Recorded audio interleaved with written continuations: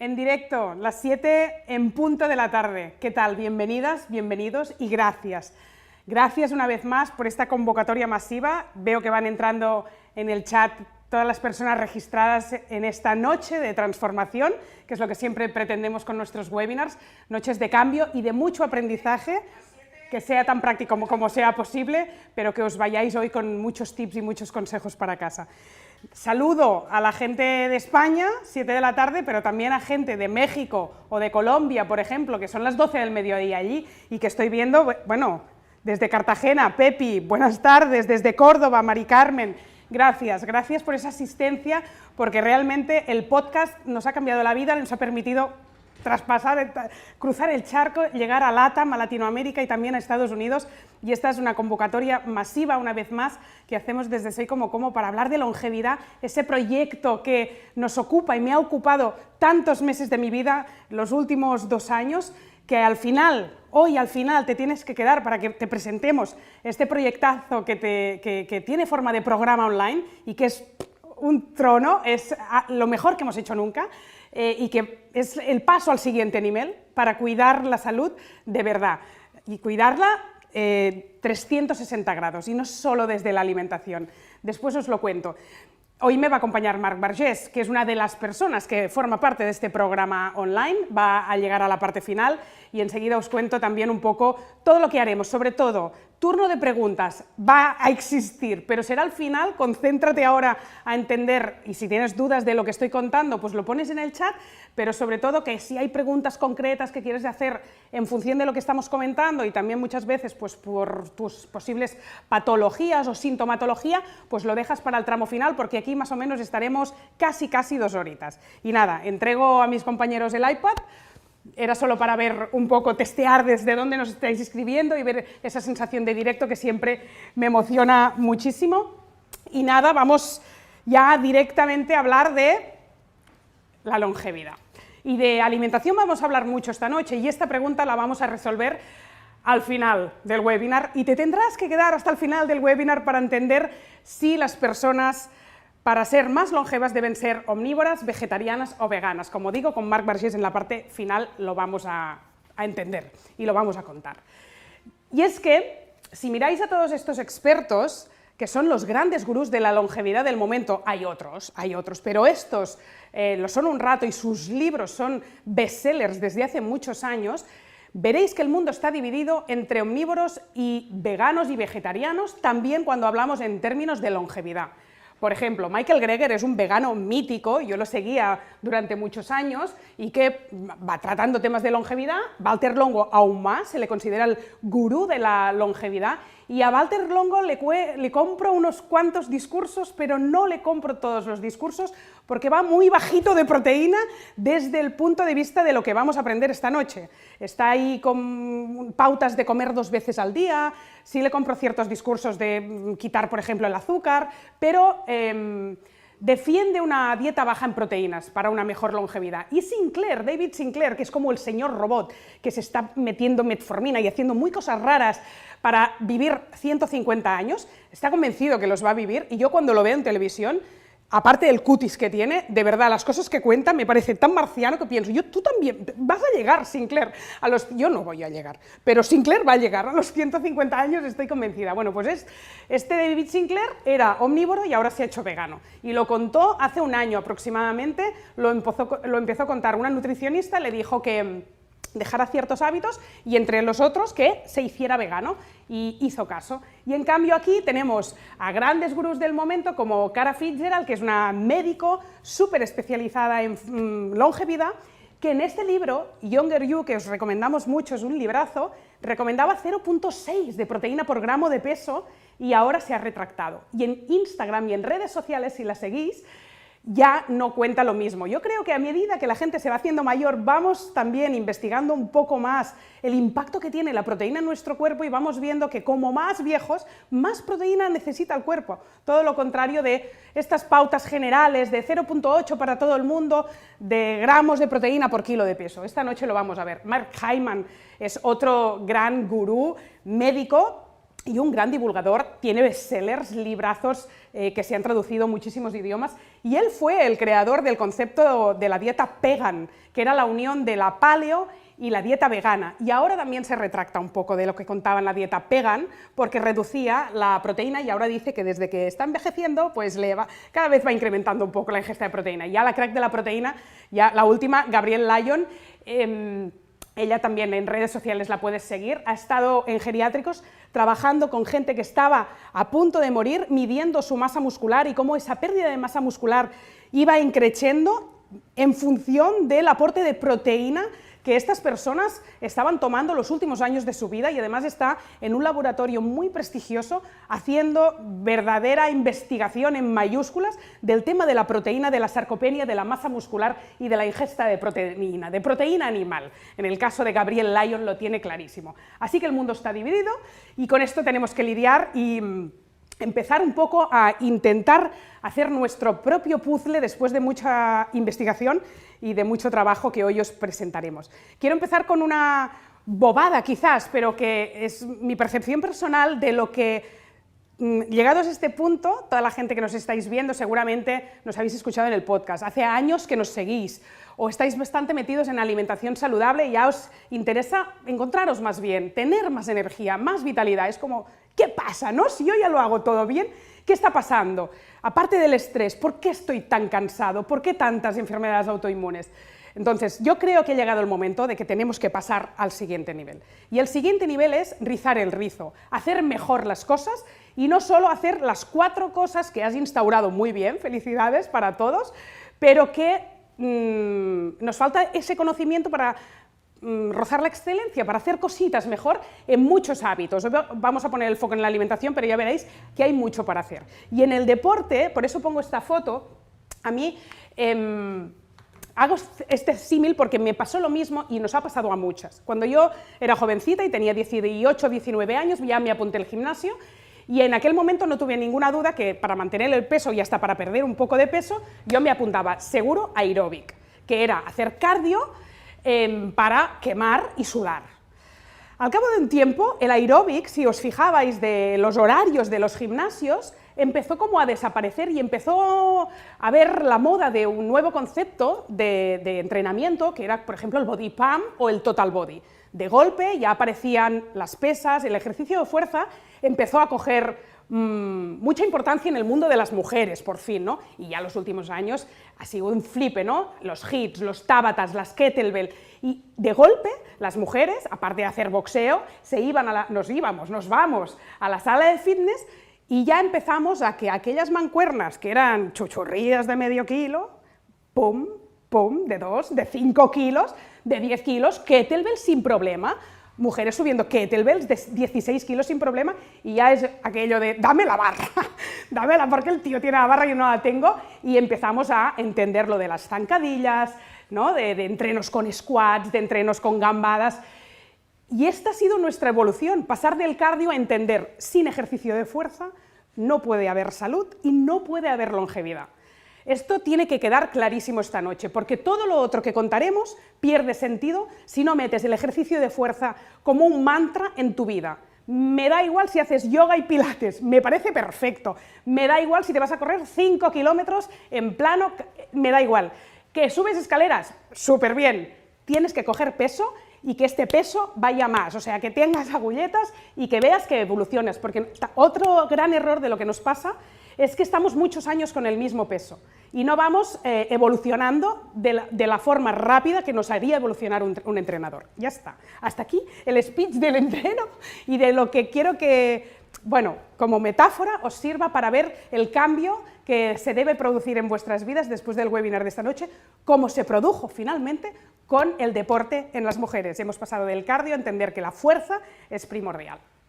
Y si no me conocéis, pues rápidamente os digo que yo soy Núria Coll, CEO de Soy Como Como, una comunidad que de diferentes maneras, de 1000 maneras distintas, intentamos transformar la salud de las personas a través de cursos de alimentación y de salud. También de la comunidad Soy Como Como tenemos una consulta de nutricionistas y muy pronto un e-commerce de productos saludables y ecológicos.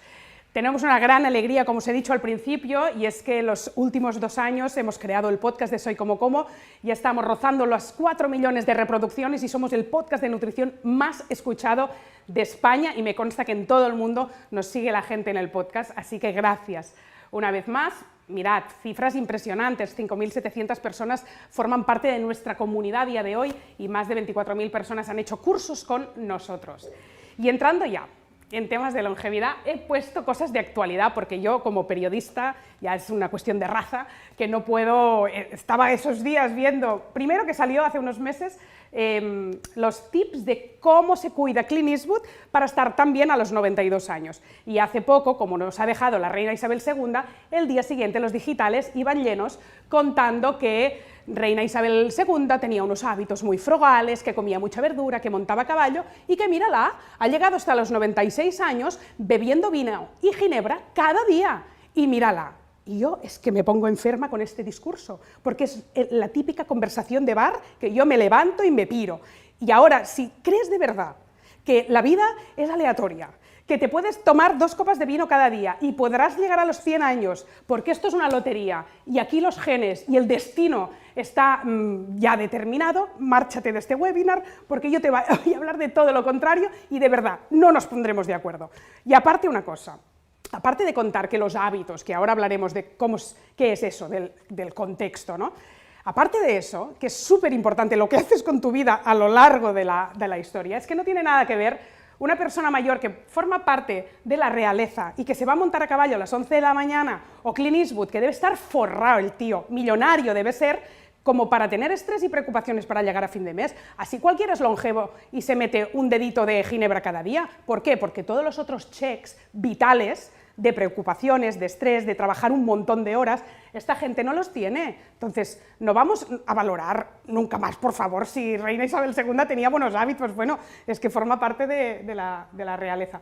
Y he puesto un anónimo, ¿no?, para valorar. Esta noche hablaremos mucho de los anónimos y de lo que hacen los anónimos para llevar a ser longevos de verdad con todos los problemas que tenemos en la vida en general y en la vida moderna en particular, que aún son más puñeteros. Y eso es lo que os decía, la genética impacta poquísimo, poquísimo en la vida de las personas. Aquí lo importante es la epigenética, que es el contexto. ¿Qué haces con tu vida? 2 mellizos nacidos prácticamente con un genoma calcado, uno tiene un montón de patologías y el otro está como un rey, porque la vida la jodemos nosotros a lo largo de los años y con los hábitos. Y hoy hablaremos mucho de este concepto que es la epigenética.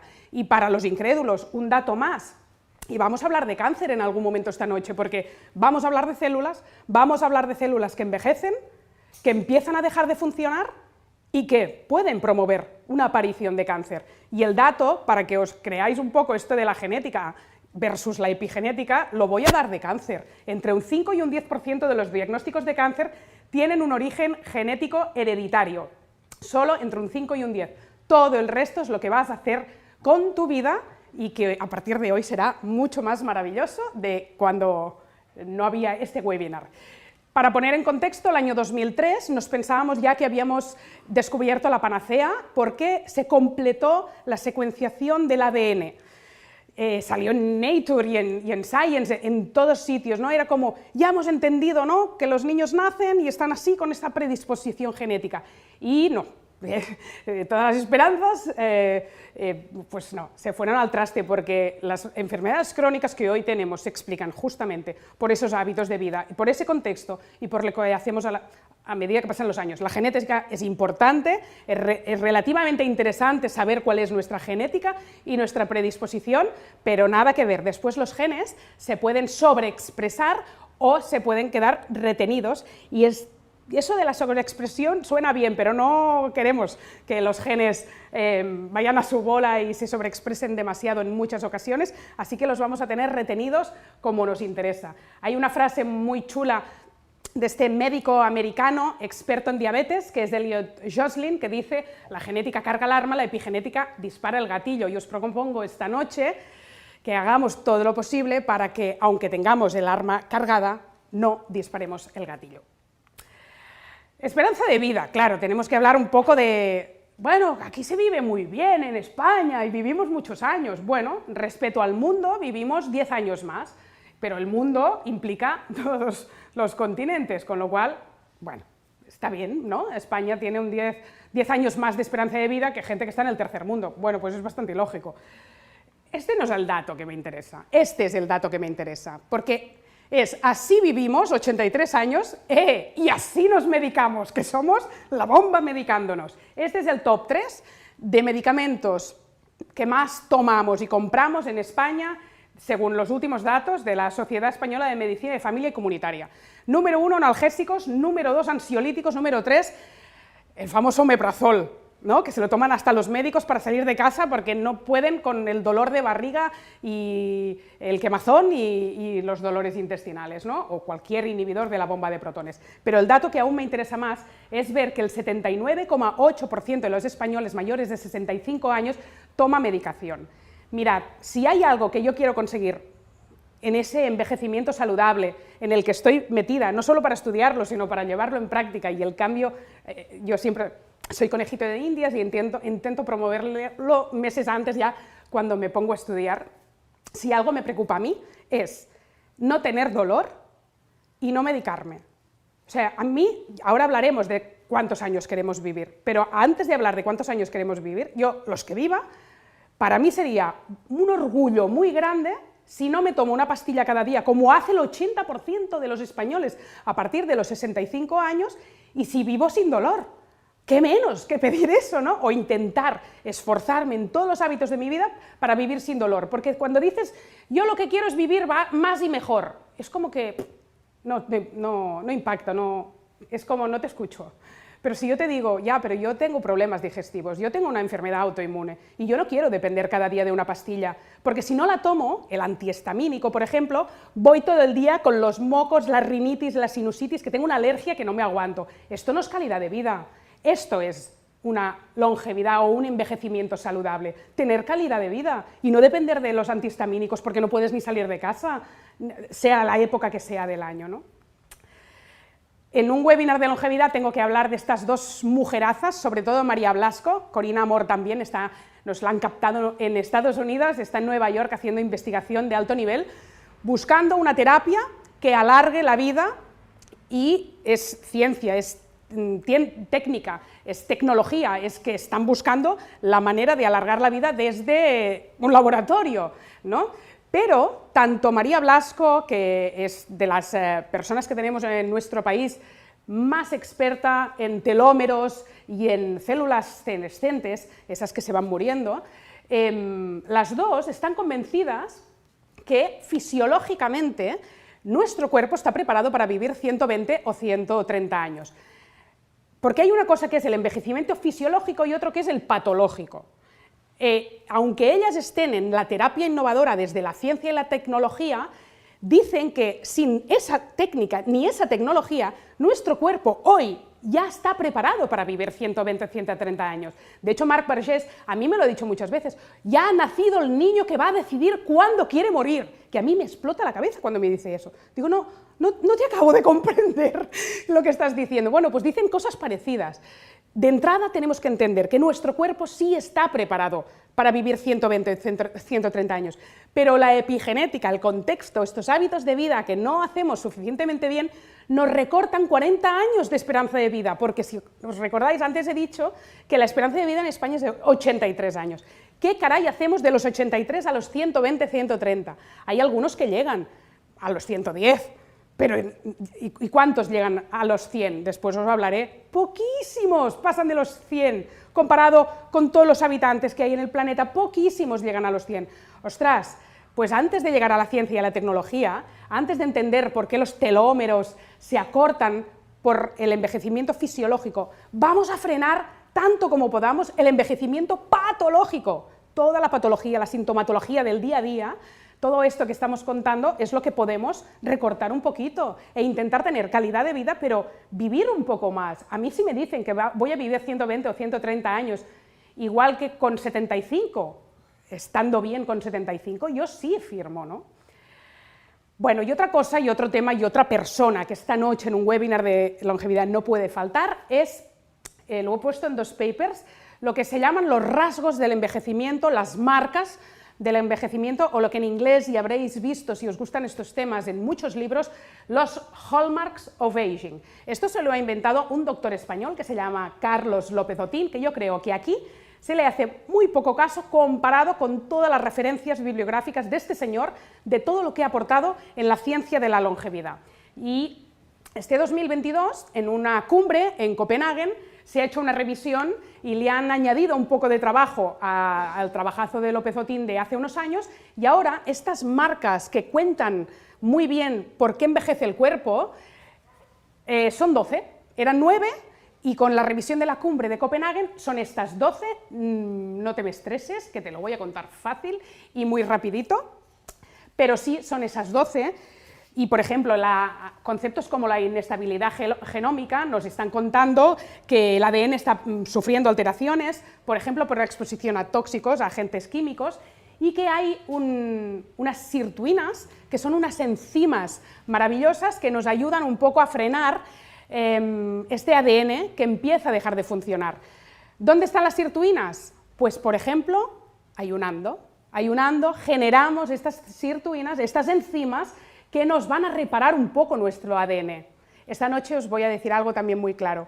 No hay escapatoria. Tenemos que hacer ayuno sí o sí. Puede ser intermitente, nos puede saltar una comida. Será suficiente si lo hacemos a menudo. Da igual, si lo puedes hacer 2, 3, 4 días. No me preguntes exactamente cuántos más puedas y cuántas más horas puedas, porque el ayuno vinculado a la longevidad y la autofagia, que es esa reparación y reciclaje de las células, aparece constantemente en toda la literatura. Para las sirtuinas también hay alimentos, y en el programa online que os presentaré después va a haber un listado de alimentos que activan estas sirtuinas paralelamente al ayuno, ¿vale? Después está el acortamiento de los telómeros, que es lo que os he contado. Estos son como los cordones de los zapatos que se van acortando. Se van haciendo cada vez más cortos y tenemos que estirarlos tanto como queremos cordones muy largos, porque como más se acortan los telómeros, más vínculo con vejez y mortalidad hay. Y un tip que os doy también para alargar los telómeros, meditar. Y está documentado en estudios científicos como meditar alarga los telómeros. Después hay alteraciones epigenéticas, la epigenética que hemos contado antes, de lo que haces en tu vida que no funciona muy bien. Bueno, pues hay epinutrientes, igual que las sirtuinas, pues hay epinutrientes que nos van a ayudar a que nuestro ADN metile mejor. Que ojo, eso ya lo hablaremos en el curso. Yo pensaba que la metilación solo tenía que ver con el hígado, pues no, tenemos que metilar. Necesitamos grupos metiles que están presentes en alimentos para hacer que se minimicen estas alteraciones epigenéticas. Y os voy a dar enseguida por lo menos 2 alimentos que nos ayudan a evitar estas alteraciones epigenéticas. Pero bueno, en general, para no alargarme más, con la edad hay una pérdida de la funcionalidad también de las proteínas. Hoy que hablaremos tanto de proteínas, disfunción mitocondrial, otro concepto que aparece muy a menudo en toda la literatura y recientemente se ha puesto muy de moda, la salud mitocondrial. Bueno, pues las mitocondrias empiezan también a hacer de las suyas. Hay este concepto de células senescentes que se llaman también zombies, que es como que frenan un poquito la evolución de la célula que iba bien con la edad joven, y llega un momento que está ahí y se la llama zombie porque está un poco jodiendo, porque frena la función de la célula y se pega a otras, y eso también desestructura y va moviendo las células como no nos importa, como no nos interesa. Hay un agotamiento también de las células madre, hay una reserva de las células madre que con la edad se va achicando, y necesitamos estrategias de alimentación y de hábitos de vida para tener más reservas de células madre. Y bueno, en el añadido que le han hecho a Copenhague a López Otín, hay conceptos que os conocéis de memoria y que por fin tienen un trocito en el quesito y son protagonistas. Por ejemplo, la inflamación, el inflammaging, o la microbiota, que es tan importante también para tener una vida longeva, y hablaremos ahora mismo de longevidad. A nivel de truquitos, este es el momento del webinar. Stop, hacemos una pausa, que te vas corriendo a buscar un móvil para hacer una foto a la pantalla, corriendo, copiando, o te esperas después a la grabación, que te mandaremos y te lo apuntas. Pero de la rueda anterior, de la rueda que contábamos de las marcas del envejecimiento, unos cuantos tips. el ayuno, que te he dicho, que favorece el trabajo de las sirtuinas, meditar, los alimentos antioxidantes y el astrágalo, en concreto, como adaptógeno, las semillas de girasol y el romero. ¡Ay, el romero! Y las semillas de girasol, dos grandes epinutrientes. Epinutrientes, concepto que hoy despertamos, ¿no? Cultivar la gratitud es un hábito que se ha visto que tiene un gran impacto en la salud metabólica, y la salud metabólica tiene una relación directa con el sistema inmune, porque si no tienes pensamientos negativos, los tienes positivos, agradeces y eres agradecido, tienes a raya el cortisol. Si no hay cortisol, no sube la insulina. Si no sube la insulina, tienes una buena salud metabólica. Así que coge el teléfono esta noche y agradece a personas que hoy o ayer te hayan acompañado en el camino y te hayan brindado, ni que sea una sonrisa súper bonita. Y dile, gracias. Esto, que mucha gente lo practica, nos alarga la vida. Y además nos da una felicidad y un confort en la sociedad maravillosa. Quercitina presente en la cebolla y curcumina ayudan a estas células zombies que os decía. Hacer 20-30 minutos diarios de ejercicio suave, súper importante. De hecho, yo os he contado al principio que no hay escapatoria, aparte del ayuno, no hay escapatoria con el ejercicio de fuerza, pero a la vez también os defiendo, y también saldrá después en el webinar, que el ejercicio y el movimiento suave, sin abusar, diario y mantenido a lo largo del día a través de esfuerzos cotidianos es fundamental, también es fundamental. Pero bueno, están los dos, el ejercicio de fuerza no te lo ahorras si me dices yo prefiero hacer siempre ejercicio suave. Después una cosa chulísima que hemos encontrado, y es que saltar al trampolín también refuerza el sistema inmune porque ayuda al sistema linfático. Así que salta a tu cama elástica, no solo dejes que lo hagan los niños, porque te va a ayudar mucho a reforzar tu sistema inmune. Y después come más verduras. Come más verduras, ¿por qué? Por la microbiota, que lo hemos contado muchas veces, pero lo último que sabemos de estos hallmarks, de estos rasgos del envejecimiento, es que la Akkermansia juega un papel importante, más que otras bacterias que forman parte de nuestro moco, de nuestro intestino, entre otras cosas porque está en mayor abundancia en nuestra microbiota intestinal. ¿Dónde está la Akkermansia? Está en los polifenoles y está en el almidón resistente. Puedes comer una patata enfriada, que ya lo sabes hacer, para tener este almidón resistente que te aporte esta bacteria tan importante para tener tranquilidad digestiva, pero puedes también comer polifenoles, y los polifenoles están muy presentes en nuestras verduras. Entonces, a toda la gente que hace dieta carnívora, después de muchos años de investigación, y yo creo que esto lo firmamos con sangre desde hace mucho tiempo, para esta microbiota que ya aparece en los 12 hallmarks of aging del momento, que es tan importante preservarla, la fibra de las verduras es absolutamente imprescindible para que tengas una buena microbiota intestinal. Marc Vergés te diría, una dieta carnívora para un momento o punta que lo puedas necesitar, por ejemplo, porque sufres una enfermedad autoinmune aguda y de verdad no mejoras con nada más, ok, quizás te la va a prescribir en consulta durante 4 semanas. Pero toda la gente que está haciendo dieta carnívora sostenida en el tiempo, ojo, lo podemos hablar también largo y tendido con Marc Vergés en las sesiones del programa online, pero ya os traspaso un poco que este es el posicionamiento. Puede ser que te adaptes muy bien, pero qué pena que aquí estamos acostumbrados a todos estos polifenoles y tu microbiota probablemente, no es seguro, pero probablemente estará más empobrecida si no incorporas verduras en tu vida y solo tiras de carne y de grasas. Bueno, respiro un momento. Ahora vamos a hablar de las zonas azules o las blue zones, que no sé si lo habéis escuchado alguna vez, seguro que sí. Esto, National Geographic han sido muy cracks, han hecho un montón de documentales, pero bueno, ahora también han ido a las blue zones a hacer un poco de reportaje de campo. Muchas personas, algunas de las que hemos comentado antes, que están muy metidas en temas de longevidad. Yo me iría a hacer este trabajo de campo. Hemos ido a una blue zone o posible futura blue zone que aún no aparece aquí. Hemos ido este verano, la gente que me sigue en Instagram lo sabe, viajamos a Galicia y dentro de unos minutos te cuento que Galicia podría ser la próxima Blue Zone que aparecería en el mapa porque tiene centenarios por cada 100.000 habitantes que superan Okinawa, ¿no? Que Okinawa es la cultura japonesa, ya nos aporta mucho valor, la tradición del tai chi, del té verde, tiene cosas que nos enamoran porque nos parecen muy coherentes con esta vida en paz que queremos promover. Pero no fue la primera Blue Zone del planeta.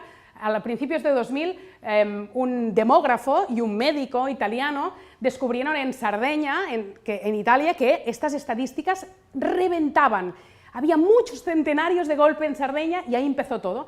Y años después, Dan Buettner, que tiene libros sobre el secreto de las zonas azules y tal, se fue con médicos, epidemiólogos, nutricionistas, todos ahí haciendo el viaje de las Blue Zones y se fueron el resto de territorios un poco a entender qué hábitos de vida tenía esa gente que tenía 100 años y que no eran Clint Eastwood, que es esto lo que me interesa. Bueno, ¿qué hemos hecho? De entrada os he puesto, estos son los libros, hay un libro que es la dieta de Okinawa, ¿cuál es el plan? ¿No? Por si lo queréis. Pero yo he cogido todos los libros y toda la literatura, me he mirado documentales ya no sé dónde he visto hacer ricota a lo artesano, si era en Sardeña o era en la isla de Creta, en Grecia, ¿no? Porque son las dos que sí que incorporan lácteos, ¿no?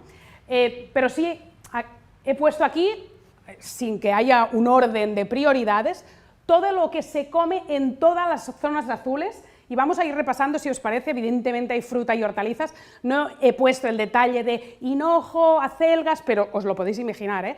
Todos los tubérculos, todas las verduras de todos los colores y muchas frutas distintas que después sí he puesto, por ejemplo, aquí hay una representación de Loma Linda de Costa Rica y se nota porque está el plátano, la papaya, el ñame. Evidentemente en otros sitios como Okinawa esta fruta tan exótica pues no está presente. El vino aparece bastante en ciertas Blue Zones. Me gustaría ver qué consumo de vino se hacía para que no estéis ahí como pensando lo de la reina Isabel II y todos, venga, me quedo de todo, me quedo con el vino y esta noche lo voy a celebrar. No va por ahí. El alcohol genera una inflamación sistémica en el cuerpo y unos problemas de hígado que, o sea, no hay ninguna duda y nadie, ni ningún cardiólogo del pasado ni del futuro te puede defender nunca el vino si tiene un poco de raciocinio. ¿Qué más hay? Hay aceite de oliva, muchísimo en las Blue Zones, hay ese queso feta, que es interesante el queso feta, hay legumbres y hay también proteína animal, esto que hablaremos esta noche en el tramo final. Bueno, pues hay cerdo, hay huevos, hay pescado, hay mucho pescado en muchas Blue Zones y hay marisco y también hay frijoles, habas, garbanzos, lentejas, depende de la zona. Hay tofu, mucha soja, en Japón sobre todo, que están súper acostumbrados, y este sería un poco la pauta, ¿no? Leche de cabra, leche de oveja, la presencia, como os decía, de los lácteos en zonas más concretas, los frutos secos, el aguacate, que nos parece tan moderno, el cardo mariano. Me ha aparecido en mucha literatura, esto a Marc le encantará, porque las infusiones de detox de hígado es mano de santo que les mete cardo mariano, entre otras cosas, en las mezclas, y además es que hay mucha hierba mediterránea que me parece fantástico porque usa mucho las infusiones, y después está el té verde. El té verde es la bebida de la inmortalidad, sin ningún tipo de duda, también lo es el café y también está por ahí, pero el té verde, el buen té verde, es maravilloso, también lo hablaremos largo y tendido en el programa online, hay que hablar del té verde. Aparte del listado de alimentos, el común denominador que vemos en las Blue Zones es la ratio omega-3, omega-6.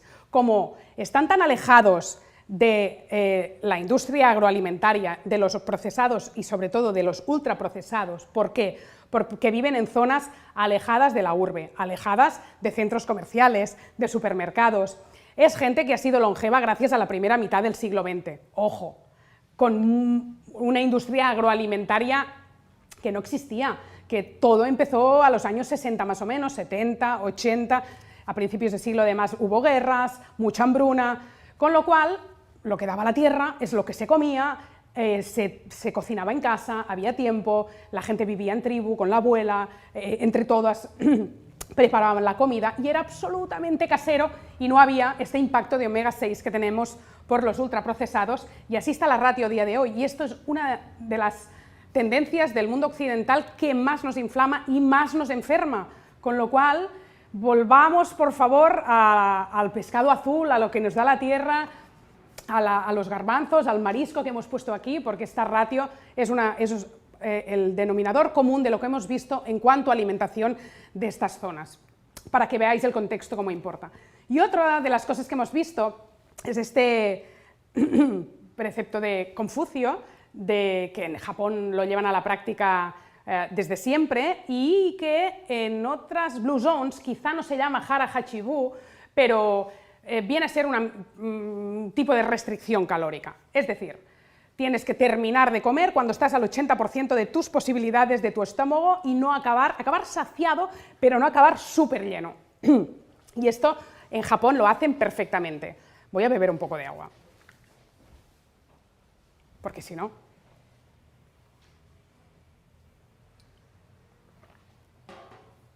Claro, aquí somos capaces de terminar la comida y no acabar muy llenos, a veces no, ¿verdad?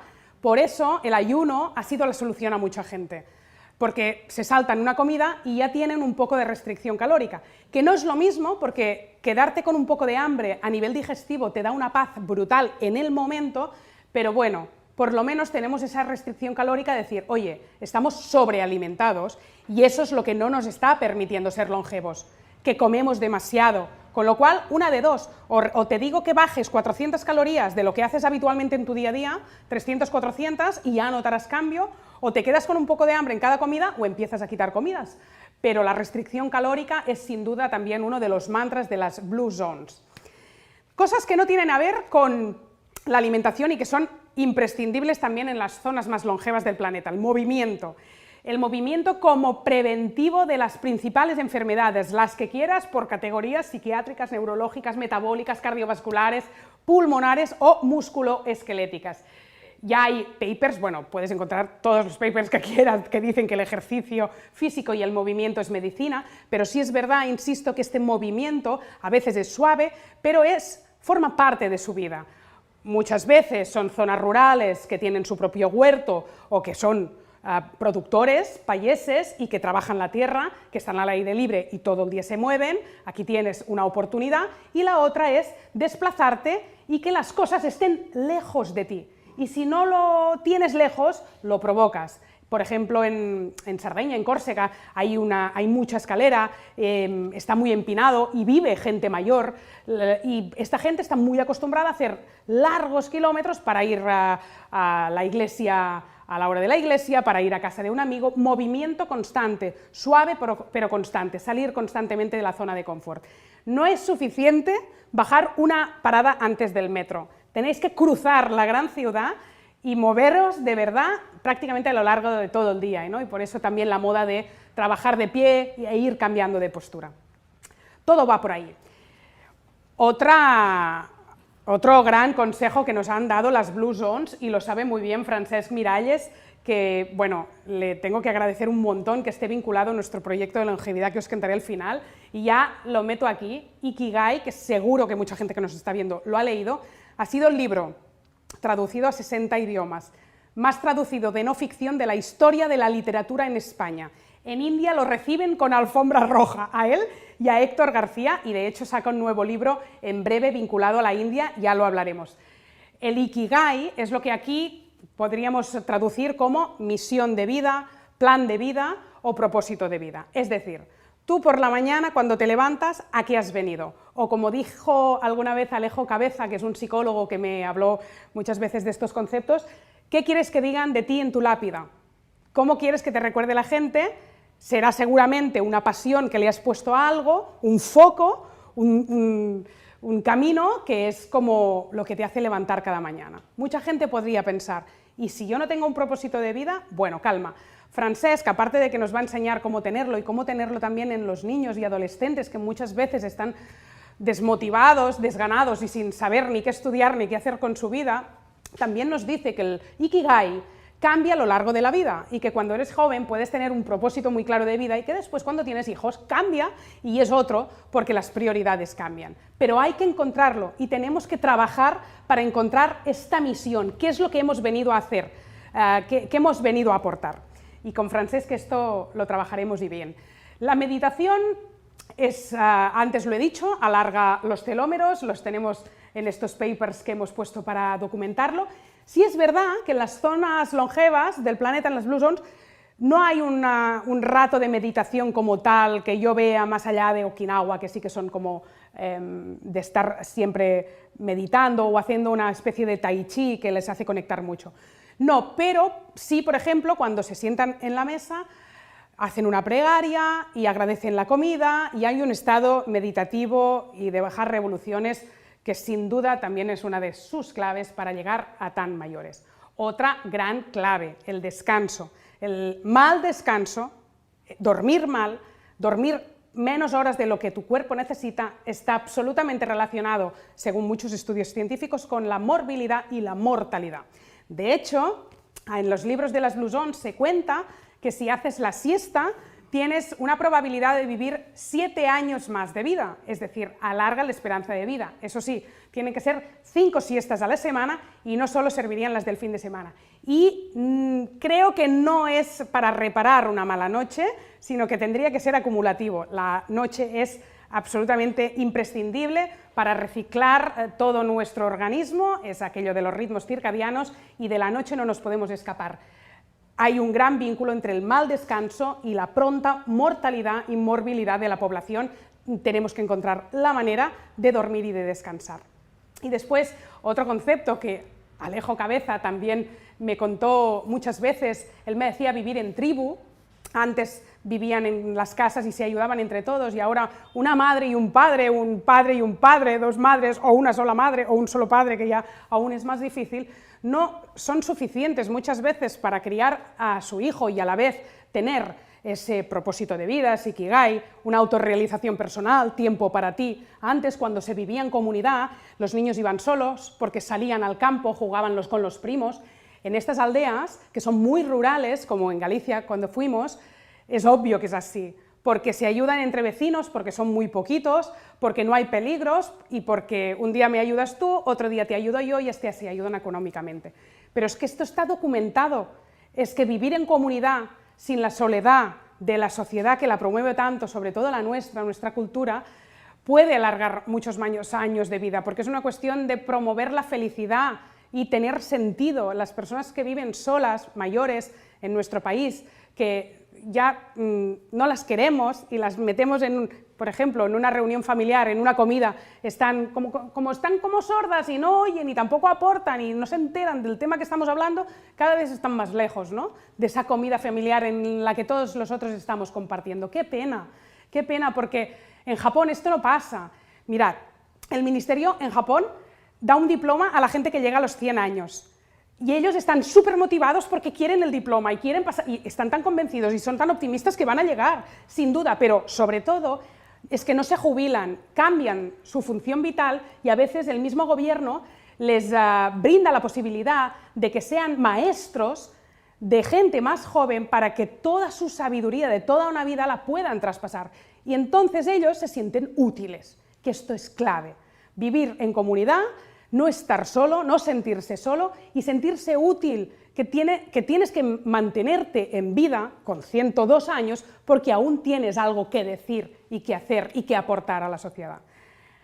Bueno, y ahora aquí aparece Celanova, España, que es la Galicia que nosotros el primer día que a través del doctor Ángel Durantez y a través de National Geographic, a mí me dicen que en España puede ser que se declare una nueva Blue Zone, yo como loca, ¿dónde? Y me dicen, tierra de Celanova, y no sabía ni dónde estaba del mapa. Bueno, pues está en Orense, y este verano, con una parte del equipo de Soy Como Como, nos fuimos a Orense a entender todo esto que he contado con sus propias palabras, y os he de decir que llamamos desde Barcelona para pactar entrevistas y no nos salía muy bien, porque la gente ni quiere decir la edad, ni querían aportar mucha ayuda para que hiciéramos el reportaje. Claro, tampoco somos National Geographic. Total, nos fuimos, ya los encontraremos, y los encontramos fácilmente en los pueblos, en distintos pueblos, ya estaban ahí reunidas, yayos, yayas, hablando, y nos lo pusieron bastante fácil, y hoy este reportaje,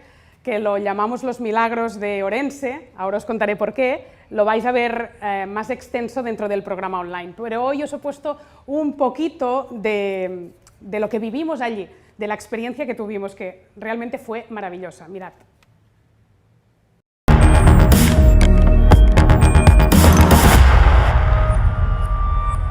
Alfonso, usted tiene 100 años, justos. No, voy a hacer 101. Siempre comíamos comida buena. siempre de buena calidad. de buena calidad, porque como teníamos terrenos, teníamos las verduras, teníamos las patatas, las habichuelas, todo lo que se comía lo teníamos. Don Manuel, gracias. Gracias por recibirnos en su tierra. A ustedes. ¿Usted nunca fue al médico? Yo siempre estuve fuerte. Sí, una persona fuerte. Yo sabía que ir con las vacas, sabía que ir a buscar las vacas, sabía que rozar al monte, iba. Y así fue mi vida. ¿Cuál es el secreto de que en esta zona haya gente tan mayor? Yo creo que el secreto de estas personas, de las personas que vivimos en estos pueblos, es que comemos bastante sano, es decir, tomamos verduras y frutos del campo que cultivamos nosotros y no dejamos de movernos, o sea, nos levantamos temprano, cuidamos las gallinas, nos vamos al huerto, sacamos todos los hierbajos que nos salen, porque ahora salen no sé por dónde tantos hierbajos. Julio, usted tiene una vida muy activa. Sí. Cuénteme, ¿qué hace cada día? Pues camino mucho. Hoy por la mañana ando 5 o 6 kilómetros, por la tarde otros tantos. ¿Y tiene calculado cuántos kilómetros hace al año? ¿Cuántos Sí, hace? sí, alrededor de 4.000 o 3.900, por ahí más.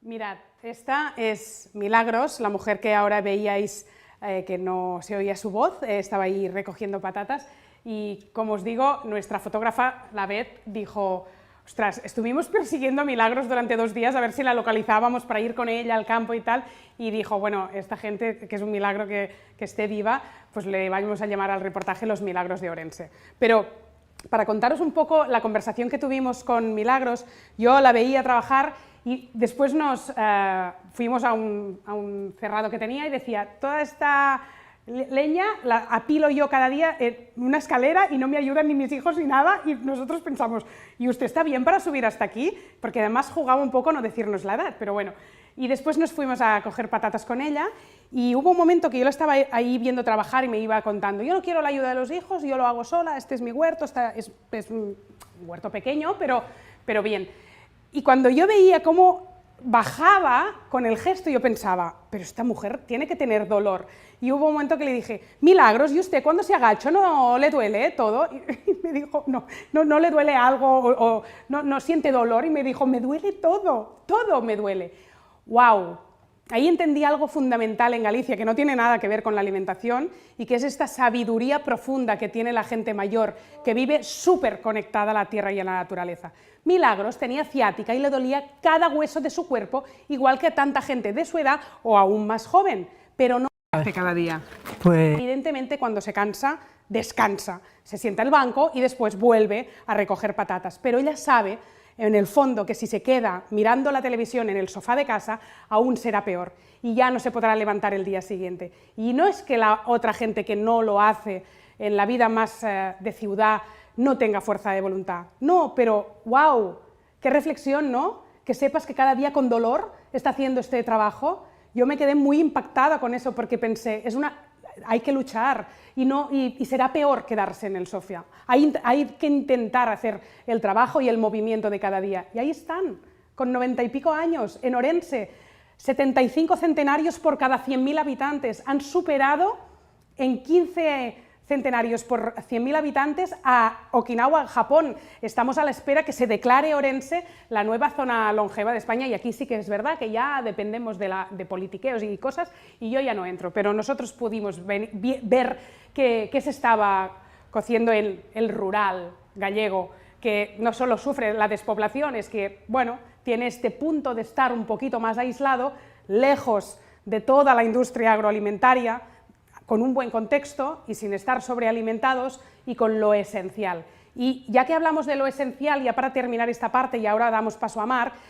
todo esto se añade a lo que hemos contado de las Blue Zones, porque esto también forma parte de su esencial, quizá no todo en todos los sitios ni en todas las personas, pero bastante.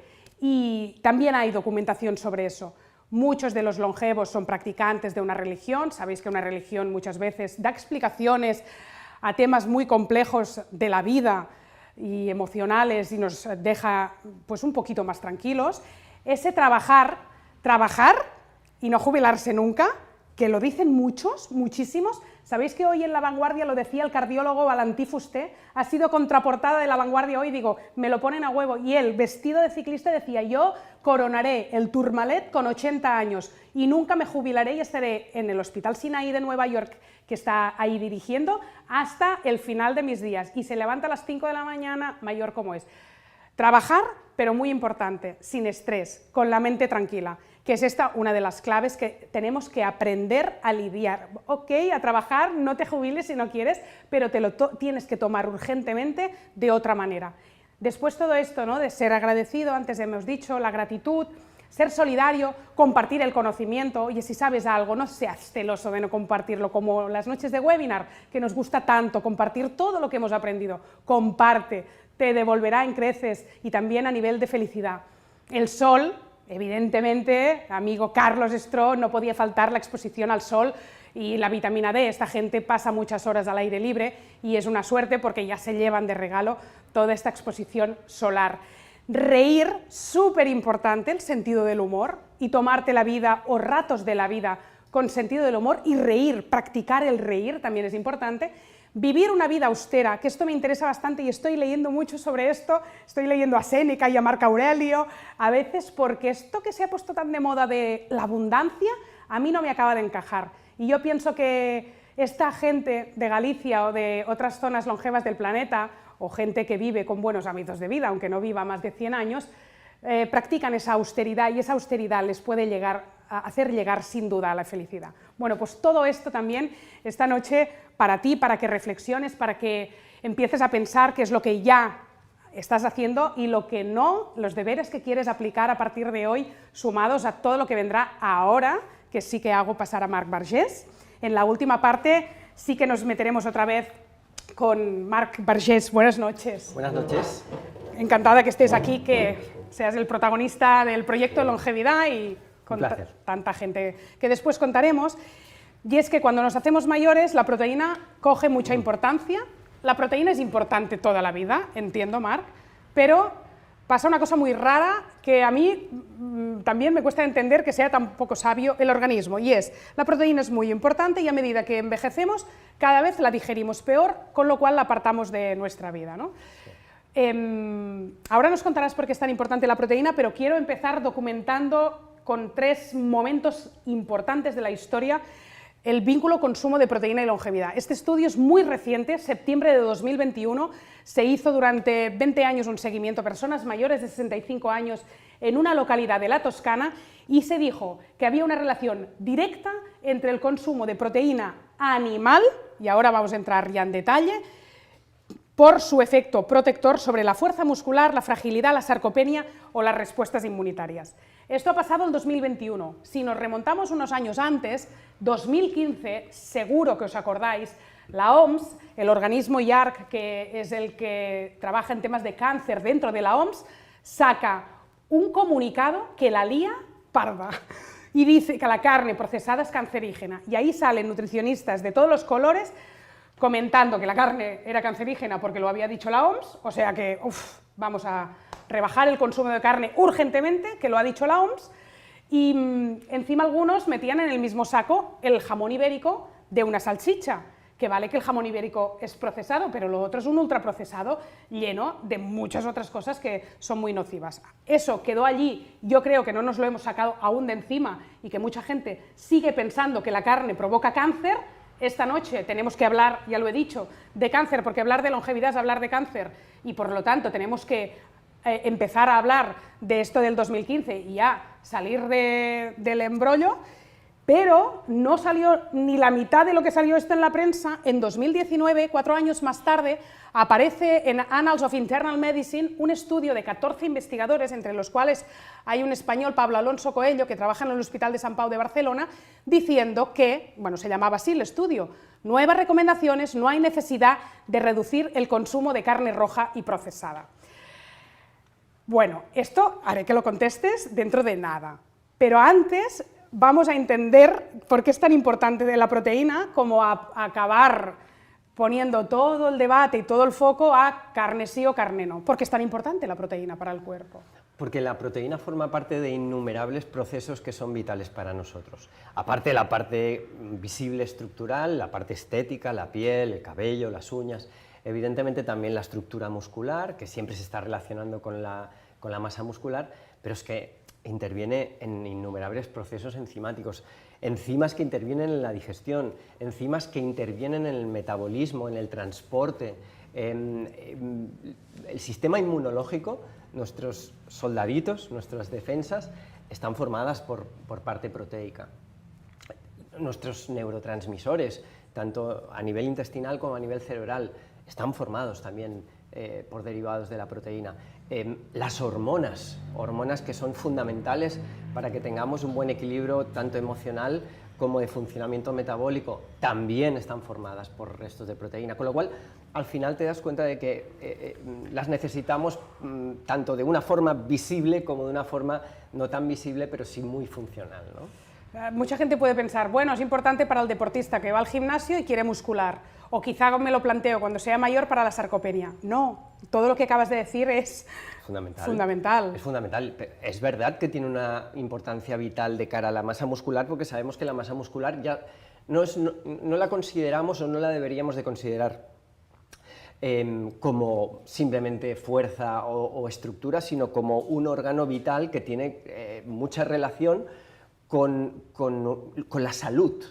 Sabemos que perder un 10% de masa muscular, un 10%, en edades avanzadas es relativamente fácil que eso sucede si no lo cuidas un poco, tus posibilidades de morir por cualquier causa aumentan un 10%. O sea, ¿Por cualquier causa? Por cualquier causa. Incluso un 20%, que ya es una pérdida muy extrema que podría suceder, también tiene el mismo paralelismo, aumentaría hasta un 20% las posibilidades de morir por cualquier causa. Por tanto, realmente es muy importante conservar esa masa muscular mínima que nos haga no tanto tener un prototipo de culturista, vamos a decirlo así, sino fuerza, que seamos muy capaces, que seamos delgados pero fuertes. Ese sería el patrón de musculatura que estamos buscando, además de todos los otros aportes de proteína que necesitamos para funcionar bien, ¿no? Claro, yo no sé si la gente es consciente de la masa muscular que tiene, de la fuerza que tiene y de si ha perdido o no ha perdido por el camino un 10%, porque la grasa es como muy visible. Sí.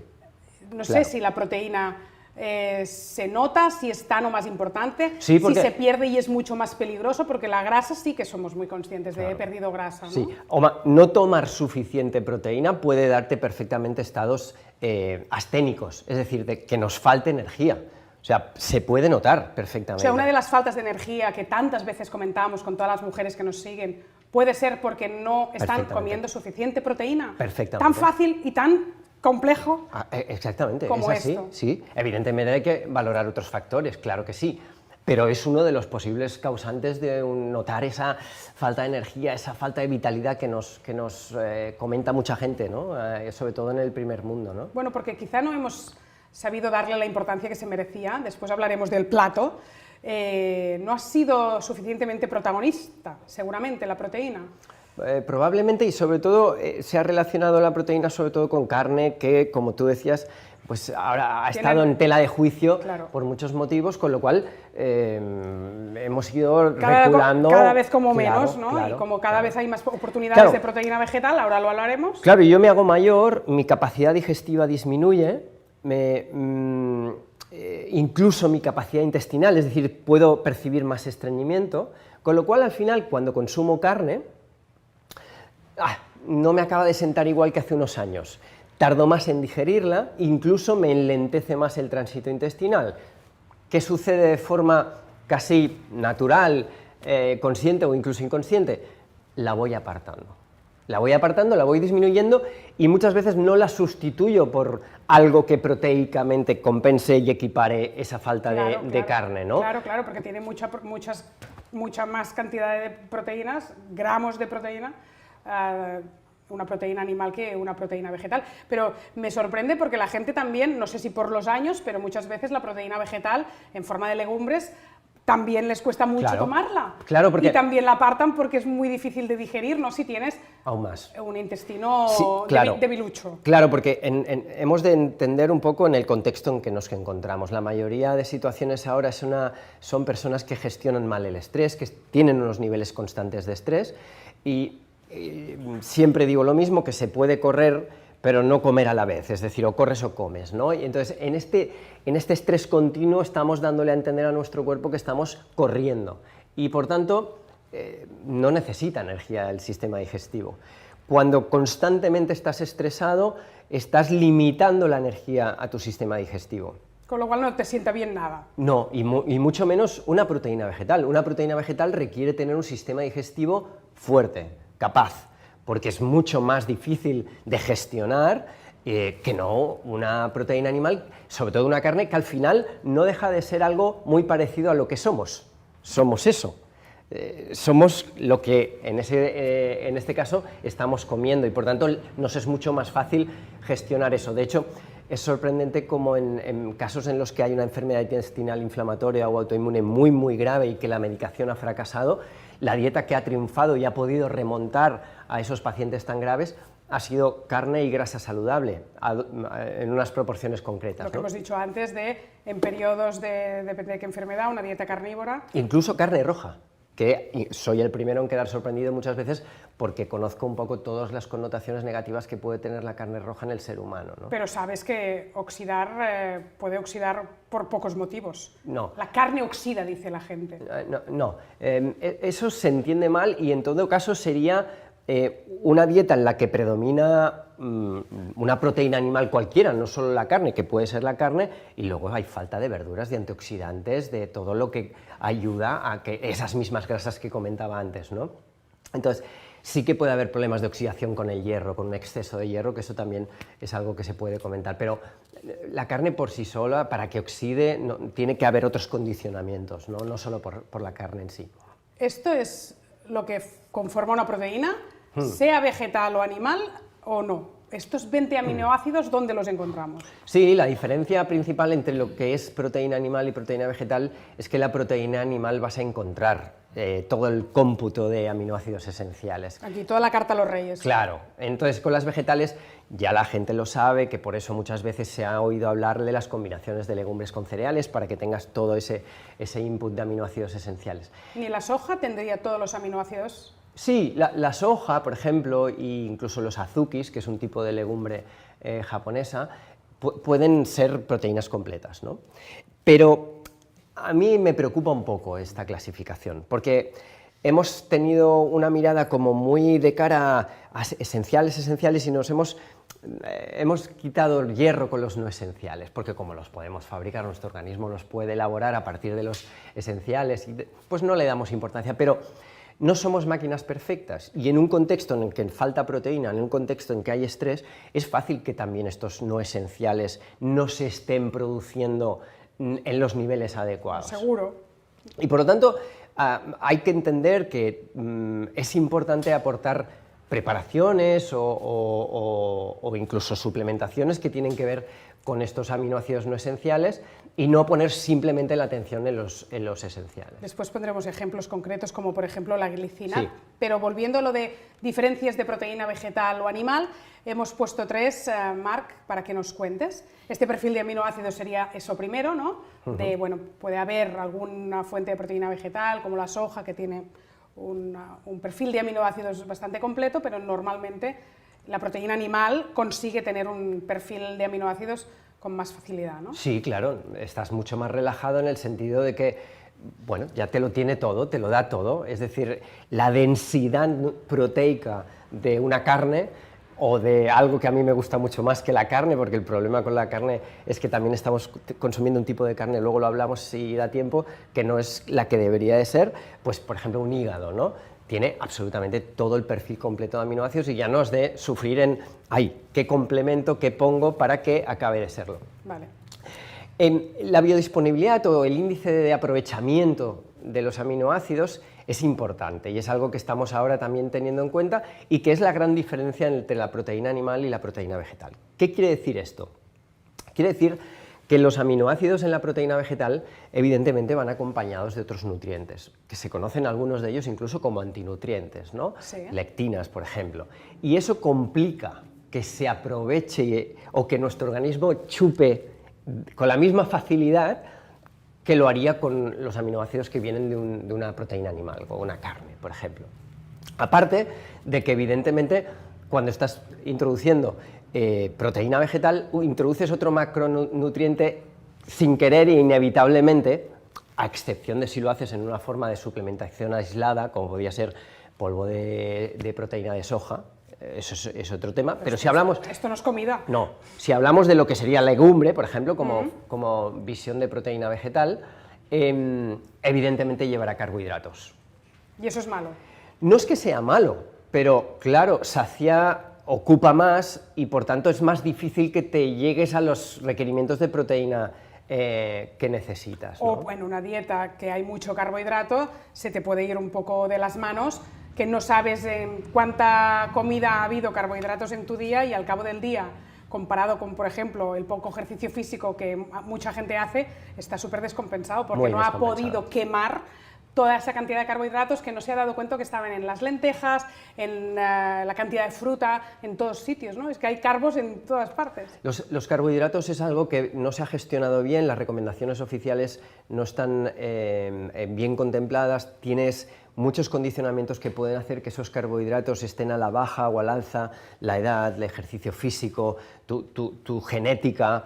Entonces, el tema de los carbohidratos hay que revisarlo y evidentemente con las recomendaciones oficiales de los últimos 40 años, la población sin querer o siguiendo un poco las recomendaciones oficiales ha llevado a consumir un exceso de hidratos de carbono y sobre todo en las fases finales, en las fases en donde la edad está avanzada y donde ya hemos castigado mucho al páncreas, sabemos que la insulina permanentemente elevada, que es lo que hace que los carbohidratos en la dieta la produzca, envejece, ejerce un efecto de acelerador de envejecimiento. Por tanto, sobre todo a partir de los 50, 60 años, hay que revisarla a la baja, hay que tener en cuenta mucho la cantidad de hidratos de carbono que se consumen. Tú ahora estás describiendo una dieta low carb, pero si alguien en España fue pionero en la dieta paleo, fuiste tú, también la cetogénica, yo me apunté a esto muchos años más tarde, aunque ya me lo decías, pero no era mi momento, no me entraba en la cabeza. Con lo cual, esta es una noche en la que la gente descubrirá un poco a día de hoy si sigues apostando porque una dieta anti-envejecimiento es esta revisión a la baja de carbohidratos y que sin duda te casarías antes con una proteína animal que una vegetal. Porque yo te lo vuelvo a preguntar. ¿La soja te gusta o no te gusta? Por ejemplo, ahora que está tan de moda la proteína vegetal hecha desde el I+D de las startups más modernas que se inventan cualquier tipo de proteína vegetal y está muy de moda y muy de moda también la dieta vegana, ¿no? Sí. Y para la gente joven es identitario, sí. Es descriptivo de su personalidad y es una apuesta muy decidida por el cambio climático y por muchos temas que podemos hablar un poquito por encima también del impacto medioambiental que tiene la soja, que tiene la carne, que tiene todo al final, ¿no? Sí. Pero a nivel nutricional, para empezar por algún lado, ¿la soja te parece interesante? Yo salvo dos tipos de soja, en circunstancias generales salvo la soja fermentada, cualquier variante de soja fermentada, porque ya ha recibido una predigestión gracias a la fermentación y a los microorganismos que participan en ella, con lo cual nos facilita después que nuestros microorganismos y nuestro intestino tenga el trabajo ya un poco hecho. Es un alimento muy nuevo para nosotros, no somos un país, y Europa en general, no es una población que tenga una costumbre de usar culinariamente la soja, sí, en países asiáticos. ¿Y eso qué quiere decir? ¿Que nuestro genoma Claro. no lo recibe también? Y nuestra propia microbiota, es decir, se necesita un cierto tiempo para que nos acostumbremos a alimentos nuevos y eso es indiscutible, y por eso percibes la diferencia entre cuando consumes una soja no fermentada versus a una soja fermentada. Digestivamente notas diferencias positivas. Y luego está el tema de los batidos de soja o de lo que hablábamos antes, lo que no es comida, ¿no? Pero que puede servir como un complemento perfecto para alguien que no quiere abusar o seguir apostando por proteína animal, quiere hacer un complemento de proteína vegetal, necesita de alguna manera, ya sea a nivel de deporte o simplemente porque le cuesta llegar a los requerimientos de proteína que necesita su organismo, pues puede ser un complemento interesante. ¿Por qué puede ser un complemento interesante? Porque tiene, evidentemente, el perfil de aminoácidos adecuado, no tendría esos antinutrientes que acompañan a la soja de forma natural, y por otro lado, es verdad que tampoco tendría los fitoestrógenos que son interesantes, y los fitoestrógenos de la soja sí podríamos obtenerlos a partir de fermentados de la soja, ¿no? Es decir, no todo es bueno, ¿eh? Pero como complemento proteico, por las razones que hemos comentado antes, me valdría perfectamente una proteína isolada de soja. Pero tiene que ser proteína isolada de soja. Sí. Y en la carne, volviendo a la carne, ya superada esa oxidación que no existe, la gente que tiene problemas de salud renal, que le apartan la carne, ¿podrías hacer algún apunte sobre gente que padece ácido úrico, por ejemplo? Y a la vez también mojarte en cuanto a qué carne, ¿no? ¿A ti te gustan especialmente las aves? Sí. Bueno, pero hay que dejar claro una cosa: cuando tenemos problemas de ácido úrico, lo que apartamos son las purinas, no la proteína. El ejemplo claro, por ejemplo, de alimento con proteína que no afectaría a una persona con ácido úrico sería el huevo, ¿no? El huevo. Es decir, que no es un problema de proteína, es un problema... Pero yo de una conozco amino- gente con problemas de ácido úrico que come queso cada día y lácteos. Bueno, claro, es decir... Pero esto tampoco. No, hay que saber escoger la proteína en función de estas purinas, es decir, se cogen los alimentos con proteína, pero exentos de purinas, que también los podemos encontrar en vegetales, es decir, los espárragos también tienen purinas, no es una cuestión de proteína, Vale. es una cuestión de la purina en sí, ¿eh? Dicho esto, si hay una enfermedad renal, lógicamente los aminoácidos y la proteína en general se tiene que tirar a la baja. Pero, cuando estamos hablando de población en general, para que realmente haya problemas, los requerimientos tienen que estar muy por encima de lo que luego explicaremos, porque son cantidades muy elevadas.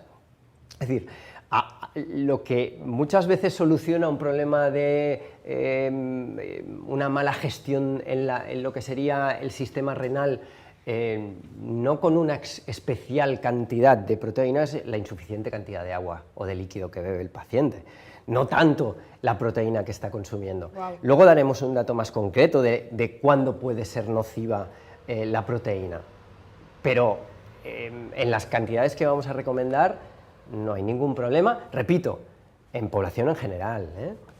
Pues no nos vamos, Aquí, a, que- pues no, mira, aquí. no nos vamos a quedar cortos, ¿eh? No. Hemos empezado el webinar diciendo que aún estamos con la prescripción de 0,8 0,8 gramos por kilo de peso. Esto queda a la basura, No, esto es insuficiente. absolutamente insuficiente para toda la población, y vienes a afirmar algo que para nosotros era solo para los deportistas, Marc, y no. No. Población general, a partir de ahora. Yo recomendaría como mínimo 1,2 y a partir de ahí hasta 1,6 se puede ir valorando, porque en función de lo que tú comentabas, ¿no? De cómo te mueves, de cómo eres de activo o de activa, tipo de ejercicio que haces, la cantidad de ejercicio que haces a la semana, etcétera, etcétera, podemos pues movernos entre ese paréntesis, ¿no? Pero estamos hablando de personas que están haciendo un deporte para mantenernos bien, para estar saludables. Es que si vamos a gente que está entrenando seriamente, ya no te hablo de profesionales, te hablo de semiprofesionales, te hablo de amateurs que les mola muchísimo el ejercicio y que entrenan 5 veces a la semana o 6, Sí. es que nos vamos a aumentar eso hasta 2,2. Y aún te lo pongo aún más, es decir, ya si entramos en gente que está haciendo CrossFit de forma competitiva, ya profesionales que necesitan un tono deportivo importante, como pueden ser bomberos, ¿no? Podemos subir hasta 3. Es decir, que los parámetros se han aumentado. Entonces, yo te decía, ¿cuándo puede realmente ser perjudicial para un riñón a nivel de proteína? 4.5 o 5. Sabemos que llegar a esos niveles puede, evidentemente, hacer daño al riñón, pero estamos muy lejos. Con 30 batidos de proteína whey al día. Estamos lejísimos. Con comida es imposible llegar. Es una barbaridad. Bueno, ya veréis lo imposible que es. Hemos hecho, en mi caso, para ponerlo de ejemplo, he puesto los 63 kilos multiplicado por 1.6 gramos de proteína. El máximo. He cogido la tabla máxima porque yo hago deporte de fuerza y estoy en el cambio. Bueno, y también porque me salía muy redondo para poneros el ejercicio que he hecho, que sinceramente en proteína vegetal me costaría mucho más, porque por ejemplo vi que las lentejas tenían 9 gramos por 100 gramos, y aparte de los carbohidratos que estoy añadiendo, pues imagina, ¿no? En un platazo de lentejas con chorizo, si le pones poco chorizo y mucha lenteja, llegas a 20 gramos, nos quedan unos cuantos a lo largo del día. O sea que he hecho el ejemplo, a ver qué os parece, con 2 comidas, porque actualmente hago 2 comidas, pero podríamos hacerlo con 3, pero si lo hago con 2, con mi peso, multiplicando por 1.6, que lo podéis hacer en casa, me sale que tengo que comer en cada comida 50 gramos de proteína, que es mucho, porque mirad, 100 gramos de pollo no son 100 gramos de proteína, que esto ya lo sabemos, son solo 27. Con lo cual, en la comida he puesto un ejemplo de pollo, 200 gramos, para llegar a 54. Bien, lo veo bien, sin hueso ni sin piel, 200 gramos de pollo. El otro día lo hice con tacos y era un plato hondo, todo lleno de tacos, ¿eh? Es una comida muy factible de hacer. Es así. Pero después nos vamos a la cena. Y perdona, y más porque me vienes de un ayuno, ¿verdad? De la mañana, ¿verdad? Sí, sí. Ahí vas a tener apetito. Hambre. Claro, vas a tener apetito, que es la manera de comer saludable, ¿no? Con apetito. ¿No? Eso de comer sin apetito. Es lo mejor del ayuno en mi vida. Claro, entonces tener ganas de comer. Eso no va a ser difícil de comer. No, pero otro ejemplo para que la gente lo visualice, que es más complicado. Una tortilla de espárragos de 2 huevos, un huevo. Tanto que nos gusta el huevo, jolines, ya podría tener más gramos de proteína, tiene súper poco. Y yo siempre, tortilla de 2 huevos y tira. No, tira no, perdón, no. 12 gramos de proteína, miseria, me falta un porrón. Entonces, cena de, añades 6 sardinas, 27 gramos de proteína, y bueno, como comeré seguro una ensalada de hojas verdes, y mis amargos, y mis salteados de verduras, le añado 2 cucharadas de semillas de cáñamo, que las semillas de cáñamo son muy ricas en proteína, pero bueno, que tampoco es mucho, 2 cucharadas son 10 gramos, está bien. Si no hago esto, también hago un vaso de caldo de huesos. Que también es difícil de medir los gramos de proteína de caldo de hueso, depende del fabricante o de cómo te lo haces en casa en función de los huesos. Y de la... Bueno, sí, claro, depende de cómo hayas hecho la densidad, pero estaríamos hablando de por 250 mililitros unos 16 gramos aproximadamente. Está bien, también podría decir, ostras, todo esto no me entra en la cena, yo lo entiendo. Podríamos hacer un caldo de huesos a media tarde o así. Porque aquí hay unas cuantas cosas. El que te dice, a mí no me entra tanta cantidad, porque no me apetece, Nuria, es que no me apetece tanta carne, a este que le decimos, porque esto pasa. Bueno, ahí están las ayudas, ¿no? Ahí están esos batidos, que puede ser una whey, que puede ser el mismo caldo de huesos que tú comentas, o que podría ser un batido a partir de la soja, ¿no? de la soja hidrolizada. Bueno, esto en el curso nos hablaremos, lo vas a contar bien, porque que si colágeno, claro. La gente es 2 cacitos de colágeno con un poco de proteína whey en el desayuno, no sé qué, y tú además me metes el deporte ahí, claro. Que entonces ya, claro, antes o después del deporte... Claro, porque a veces también uno después de hacer, o una después de hacer ejercicio, también le es más fácil comer, ¿no? Proteína. Comer. Sí, se te abre apetito, hambre. entonces es más fácil comer y por tanto se podría aprovechar ese momento también para meter la cantidad de proteína que más te conviene y así lo repartes de otra manera. Luego aquí estás planteando 2 comidas, pero oye, se puede hacer con 3. Con 3 y queda más dividido. Y queda más dividido y es más factible de que uno no se sature, ¿no? Delante de tanta comida. Pero es factible y se puede adaptar al fin, se puede adaptar perfectamente a cada caso. Muy bien. Tenemos que hablar de este concepto, porque yo leyendo ahí la gente que está más documentada en temas de longevidad, se habla de una nueva ratio, que es la metionina-glicina, y aquí glicina me quedó, es un aminoácido no esencial del principio, y metionina es un aminoácido esencial. Sí. ¿Qué quiere decir esta ratio? Esto quiere decir que el humano moderno se ha vuelto un poco pijo comiendo. Entendiendo esto en el sentido de que nos hemos vuelto un poco quisquillosos con lo que antes no lo éramos, ¿no? la forma en que consumíamos proteína animal, sobre todo de los animales, ¿no? De fuente animal, es diferente a cómo estamos haciéndolo actualmente. Comemos carne del músculo. mismo sitio. Claro, comemos músculo. Y es músculo. Y el músculo es la metionina. Claro. No era así. Es decir, nuestros ancestros, que han estado muscularmente más fuertes que nosotros y que han estado, según los antropólogos, con incluso más salud que la que tendría el hombre moderno, comían diferente de nosotros. Es decir, ese músculo que nosotros priorizamos, que y es el filete, el solomillo, el lomo. Correcto. Eso era como un plan B, no era el plan A. El plan A eran las vísceras, era la grasita que rodeaba, el cartílago, ¿no? Las patas del pollo, el tuétano, es decir, había puñetazos casi, te diría, por el tuétano, ¿no? Y todo eso precisamente es lo que hemos ido apartando, ¿no? Para quedarnos en esta parte más muscular que no está bien pensada y bien planteada. No está bien pensada y puede generar problemas, claro, porque claro, lo que se está diciendo es, si no eres capaz de hacer esta ratio, que ahora contarás cómo, quizás sí tendrías que de vez en cuando hacer ayuno de metionina, es decir, deja de comer durante X carne. Sí. Que dices, ostras, ahora que la hemos defendido, me queda aquí como una sensación agridulce. Es que ese es el patrón humano ancestral de toda la vida que nos ha hecho llegar hasta aquí. No hemos tenido una dieta lineal constante, nunca. Sí que es verdad que algunos clanes del trópico, ¿no? De la zona tropical, sí que se han podido permitir una estandarización más continua, ¿no? Pero, y aún así había diferencias del momento del año.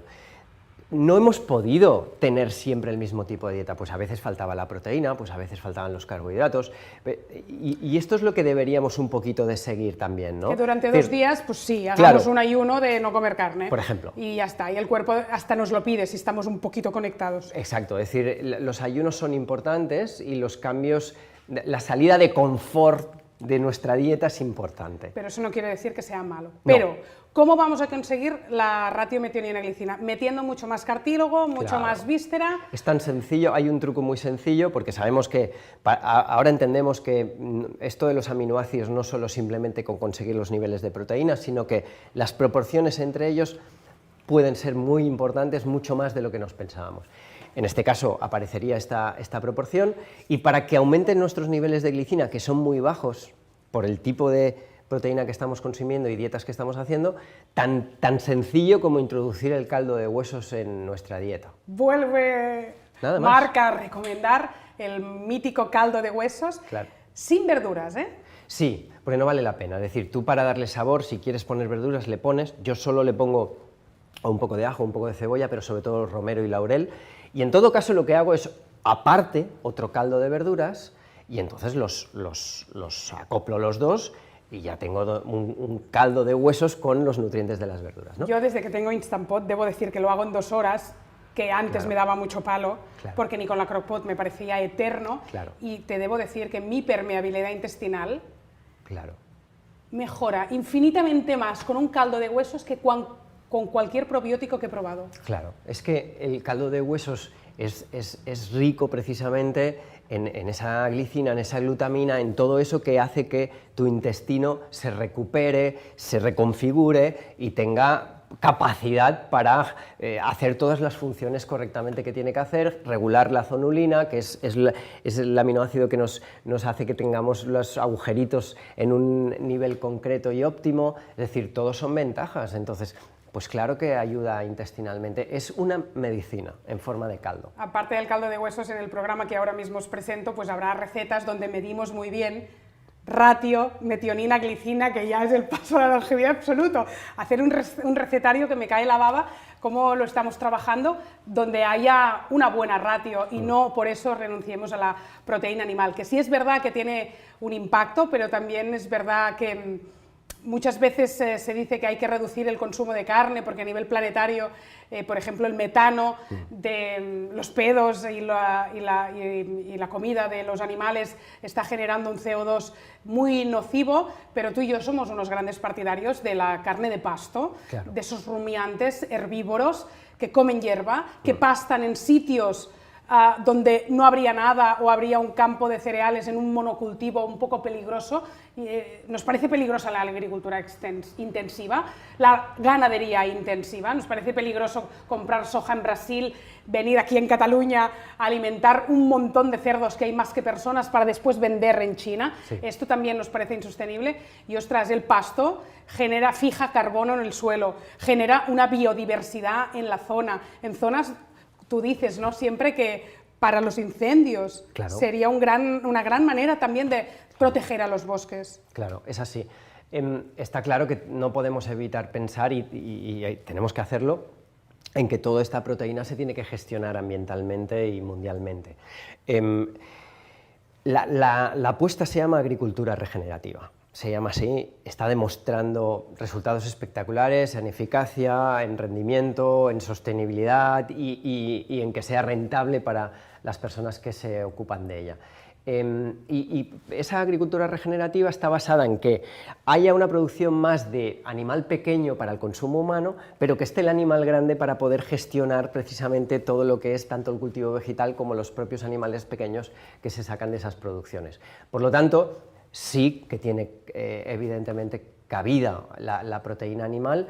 Podemos hablar de animales más pequeños para nuestro consumo que no los grandes, y a partir de ahí gestionar bien todo eso para que no tengamos los problemas que estamos teniendo, que además es verdad que es mucho más densa nutricionalmente una carne que me viene de pasto, es decir, tiene más nutrientes, sacia más. Tiene incluso más cantidad de proteína por 100 gramos. Más omega 3. Más omega 3, que es algo que lo necesitamos. Claro. O sea, cualquier pequeña cantidad de omega 3 ridícula no es nada despreciable. Es importante porque es uno de los grandes problemas de hoy en día, y la gran diferencia, como comentabas antes en la introducción, respecto, por ejemplo, a nuestros ancestros, las ratios de omega 3, omega 6, que hacen que estemos en un contexto muy proinflamatorio, ¿no? Ahora seguro que está ardiendo el chat y mientras presento el curso podrás ver un poquito las preguntas y después vuelves te las traigo. Y las respondes, o que seguro que hay preguntas muy interesantes, pero voy a la pregunta del principio del webinar y no te me escapas. No. ¿Es más longeva entonces, después de todo lo que hemos contado, una dieta vegana respecto a las otras? Vamos a ver, si se gestiona de forma diferente, si se sigue gestionando como ahora, a nivel sostenible, no podemos seguir con el planteamiento de producciones intensivas, sean las que sean, de vegetales o de animales. El planteamiento tiene que cambiar. Tenemos que descubrir una proteína que no genere el impacto. Vale.